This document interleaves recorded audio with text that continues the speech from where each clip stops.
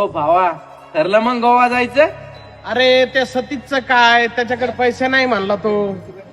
अरे जाऊन द्या ना रे, माझं राहिलं तरी चालेल, तुम्ही जाऊन या. अरे वेड्या, तुझ्याशिवाय आम्ही गोवा शक्यच नाही.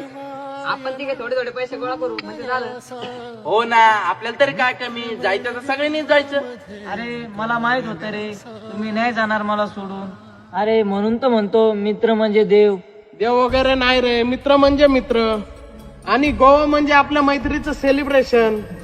हा, पण आधी आईला सांगू नये, परत गोव्यात जाऊन म्हणशील माझं घर कोणतं. अरे आईला तर सांगणारच ना, पण खरंच सांगतो. अरे तुम्ही जर नसताना माझं हे स्वप्नच राहिलं असतं. स्वप्न एकच असो, पण पूर्ण सगळ्यांनी करायचं. अरे हेच तर मित्र. बरं, गाडी कोणाची बुक करायची? अरे पैसे आपणच देणार आहे, गाडी पण आपणच बुक करायची. सतीशला फक्त गोवा बघायचंय, तेवढं बघू दे.